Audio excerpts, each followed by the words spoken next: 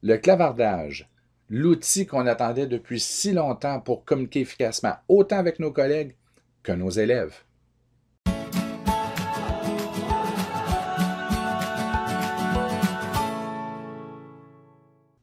Nous sommes maintenant rendus au deuxième bouton, soit le bouton clavardage.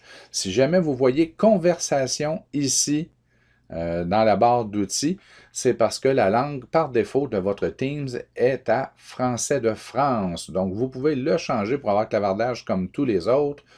Vous n'avez qu'à venir ici sur votre pastille, votre avatar.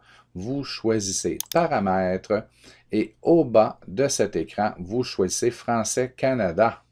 Et pour ce qui est des raccourcis, on laisse ça à English United States. Une fois que vous l'avez changé, un bouton vous sera affiché pour vous proposer de redémarrer, enregistrer et redémarrer Teams. Vous le faites. Et maintenant, vous allez avoir la version canadienne-française de Teams. Donc, en France, on converse. Au Canada, on clavarde. Donc, le bouton clavardage vous permet de, oui, clavarder avec vos collègues, vos élèves, mais aussi de loger des appels audio, ainsi que faire de la visioconférence en privé. Donc, ça peut se faire à 2, à 3, à 4, c'est vous qui décidez, mais le tout se fait en privé avec un outil CS. Donc, allons-y, comment fonctionne le clavardage? Premièrement, vous avez ici vos contacts récents. Lorsque vous avez une communication qui est en cours, que vous n'avez pas répondu, dont vous n'avez pas pris connaissance, elle sera en caractère gras.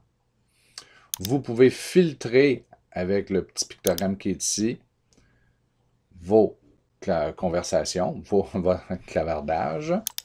D'accord? Vous pouvez débuter une nouvelle conversation en cliquant sur le crayon pour les habitués de Messenger. Alors, il n'y a rien de nouveau là. Ou encore, si vous n'êtes pas habitué à cette interface, vous pouvez tout simplement cliquer dans la boîte recherche, inscrire le nom de la personne recherchée. Ça aura exactement le même effet. Donc, allons-y. Si je reviens à équipe, je m'en viens dans le clavardage. Je cherche quelqu'un. Je viens ici. J'inscris le nom de mon collègue. Et je peux continuer la conversation, le clavardage avec celui-ci, que ce soit de manière écrite ou encore audio ou vidéo. Donc, en gros, rapidement, c'est comme ça que ça fonctionne pour le clavardage. Et vous avez toujours accès aux 3 points, où là, on peut ouvrir dans une autre fenêtre pour poursuivre et continuer à travailler.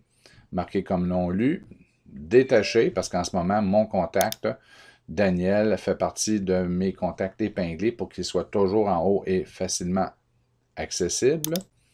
Et vous avez d'autres activités, alors m'avertir lorsqu'il redeviendra disponible s'il ne l'était pas. Vous savez, vous avez plein de belles fonctionnalités. Prenez le temps d'aller les voir, ça vaut la peine. Et je pourrais même lui dire que lorsqu'il m'écrit, je ne désire pas être notifié comme le tout vient de se produire il y a quelques secondes. On peut choisir contact par contact les personnes que l'on veut que ça sonne, qu'on ait le petit pop-up, la petite boîte qui apparaît au bas de l'écran. Donc, c'est vraiment un outil génial. Vous avez un grand contrôle sur celui-ci. Donc, vous pouvez faire à peu près ce que vous voulez. Vous avez la catégorie des contacts épinglés. Vous avez les communications récentes. On n'ira pas jusqu'en bas, c'est trop long. Mais en plus, le clavardage, oui, vous pouvez partager des mots, mais on peut aussi partager des fichiers. Donc, c'est par cet onglet-là que vous pouvez envoyer des fichiers aux gens avec qui vous communiquez. Donc, vous n'avez qu'à ouvrir votre explorateur de fichiers, évidemment qui est ouvert dans un autre écran. Je prends un fichier en question, je ne fais que le glisser-déplacer dans la fenêtre et mon collaborateur recevra en quelques secondes le même fichier. Donc, avec la personne ou le sous-groupe choisi, on a la communication, les fichiers partagés. On peut même savoir où il est situé. Cette personne est située dans l'organisation. Ce sont des gadgets. Vous pouvez aller voir les dernières activités que cette personne-là a eues dans Teams.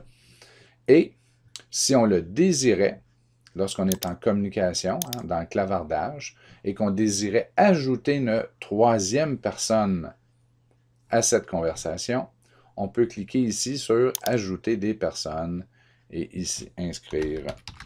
le nom d'une collègue, de l'ajouter, et dorénavant, nous serons 3 dans la conversation. Vous aurez même peut-être une fenêtre vous demandant, désirez-vous que la nouvelle personne puisse voir l'historique de la conversation? C'est à vous de décider si c'est pertinent, voulu ou non. Donc, ce sont dans les fonctionnalités de l'onglet clavardage. Vous pouvez filtrer, vous pouvez choisir une nouvelle conversation, d'initier une nouvelle conversation. Vous pouvez rechercher une nouvelle personne et ajouter des personnes ici. Vous avez les 3 modes, ou du moins les 2 modes de conversation, plus le mode écrit. C'est l'éditeur habituel de Teams. Donc, avec l'éditeur avancé, si vous le désirez, vous pouvez y placer des pièces jointes, des emojis, des GIFs, c'est comme vous voulez.